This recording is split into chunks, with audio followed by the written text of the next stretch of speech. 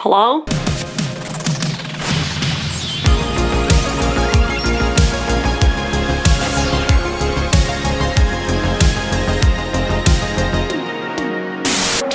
Well, hello, it's me in Bitmoji form again. I kind of liked Bitmoji me in the last video because it's a lot faster to edit than human me, so here we are. I'm back with another polygel video. This tutorial was a bit of a wild ride and I almost trashed it, but I ended up just editing it anyway because I figured you might find it helpful if you ever find yourself in a similar situation. Spoiler alert, almost everything that could go wrong in this video went wrong. So with that being said, welcome aboard the Hot Mess Express. Get your snacks, put your seatbelts on, and let's get into it. So here's what I'm working with. With the exception of my index finger, which I'll lengthen later on, I somehow managed to grow out my nails seemingly overnight. I'm going to clean up my cuticle area. I'm starting by applying the Sally Hansen Instant Cuticle Remover, letting it sit for a moment to soften them up, and then I'm gently pushing them back with the paddle side of my cuticle pusher tool, and then I'm wiping off the excess mush left behind with a little bit of alcohol on a lint-free wipe.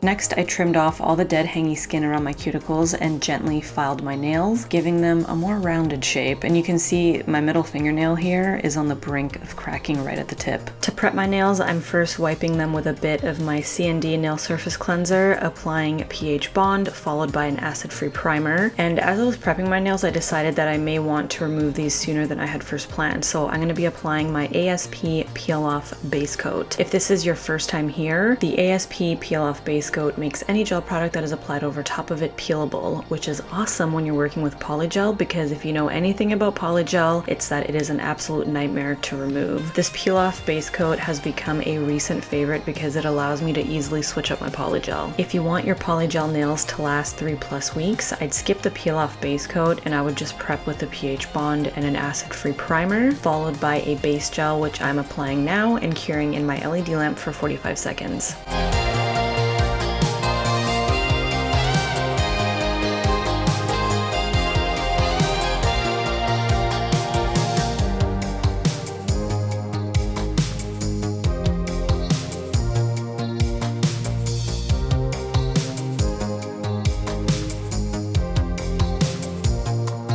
For today's look, I'll be using my Gershion Polygels again, and I've got the shade White, Natural Pink, and Clear. I've got what I thought was 70% alcohol as my slip solution, stay tuned for that shit show, and my double-sided brush and picker tool. So I'm just placing a small bead of white polygel at the tip of my nail, and I'm slowly working it to the sides and the center. Two things I gotta mention. One, the bead that I used could have been a bit smaller since I'm applying this to short, natural nails. And two, Gershion's polygel is already a bit on the softer side in comparison to, say, Makartt. So as I was patting it and trying to blend it, I noticed that it was even more soft and fluid than I had remembered.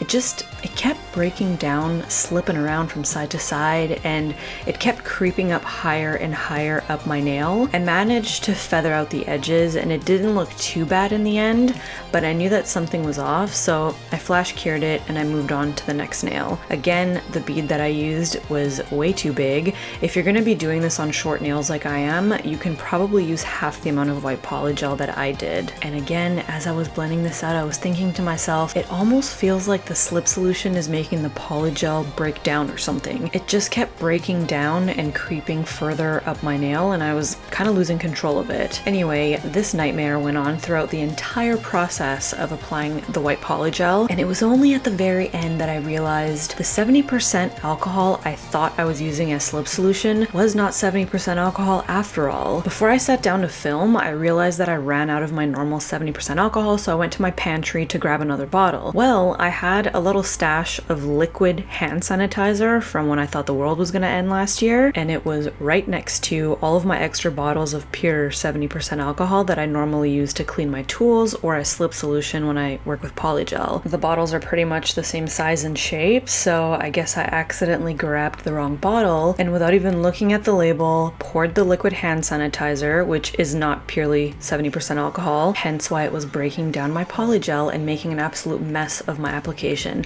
What a nightmare. Anyway, I used a paper form for my index finger. I just built up the tip a little bit to match the length of my other nails before I lost control of my polygel again and brought it way too far up my nail. It was once I cured it and took the paper form off to file the nail down a little bit that I realized something was off, because the polygel didn't feel like it cured all the way through.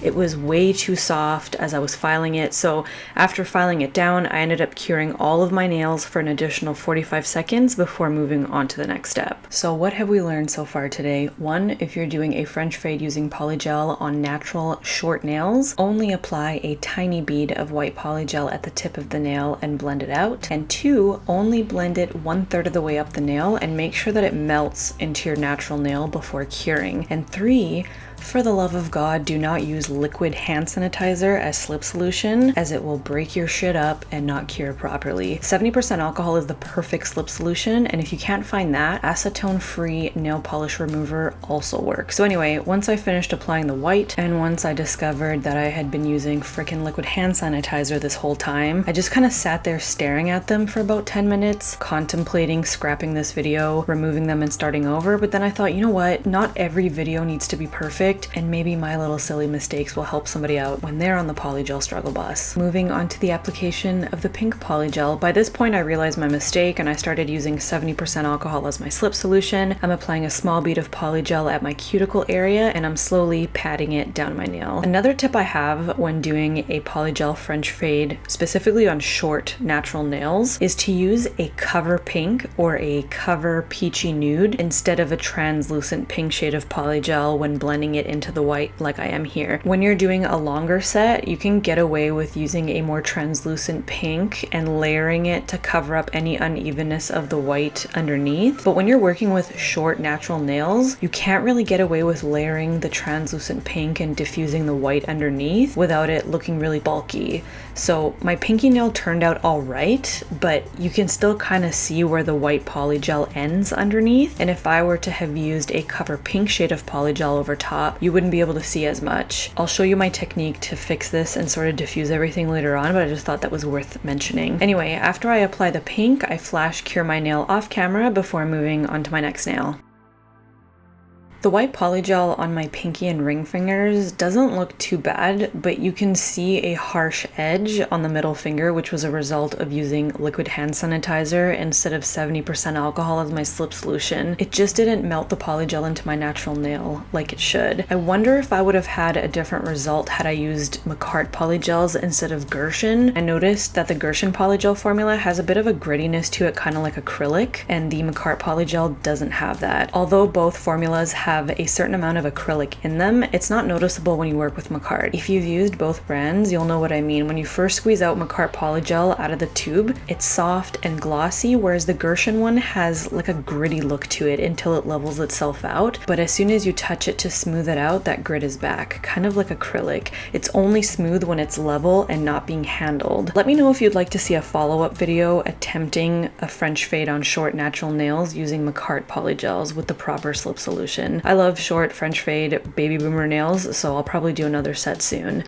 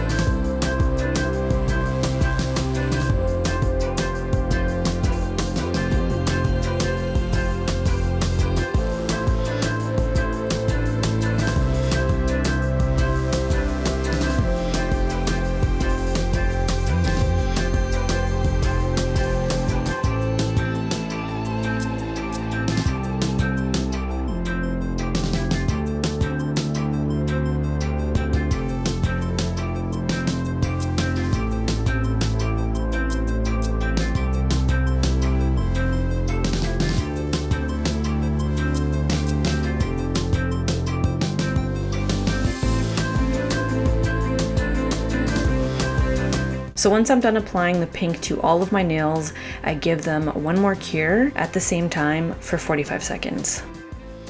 Now I'm going to cap all of my nails with a thin layer of clear polygel. This will not only protect the blending that I tried to do underneath come filing and shaping time, but it will really help to diffuse those visible harsh edges underneath. I flash cure each nail after application and then all together at the end for an additional 45 seconds.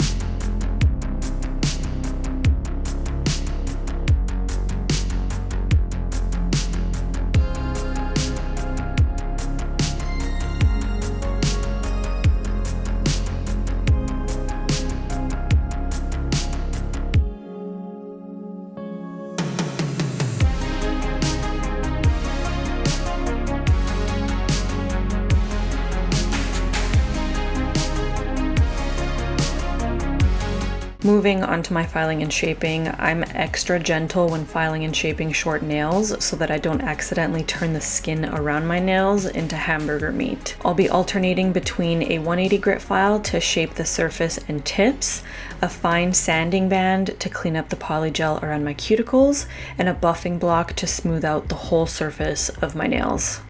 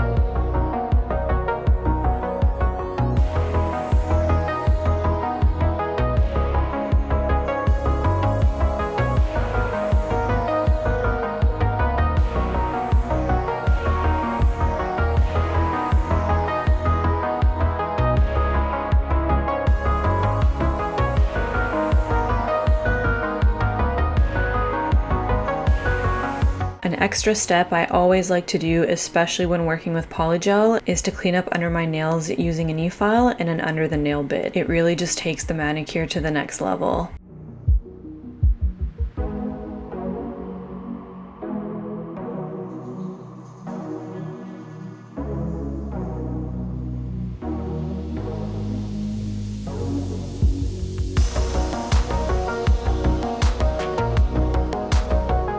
I'm wiping the excess dust off my nails with a little bit of alcohol on a lint-free wipe, and then I'm moving on to my favorite trick to fix up and perfect polygel French fades. To do this, I'll be using my Kiara Sky non-wipe top coat, OPI's gel polish in the shade Bubble Bath because it's almost identical to the pink polygel on my nails, and an ombre brush. I will link all of these in the description box. I'm applying a thin layer of the top coat just to the white tips of my nails, a thin layer of OPI Bubble Bath to the pink part of my nail, And then I take my ombre brush and I gently drag bubble bath to the center where the top coat begins. I'm hardly applying any pressure when doing this. I'm just doing small little strokes, marrying those two polishes together and touching up any patchy spots with bubble bath. I'm not dragging it all the way down to the tip of my nail. I'm just gently feathering it into the white so that there's a seamless blend between the pink and white, and then I flash cure it and I move on to the next nail. Even on a good day where the sun is shining, my skin is clear, my polygels fade perfectly into one another, I still like to do this trick because it just makes them look flawless. But today was one of those days where everything that could go wrong went wrong, and my polygel work was on life support and absolutely needed touching up. It's wild how much of a difference this trick made. When you see the end result, you wouldn't even know that I was fighting for my life throughout this entire video.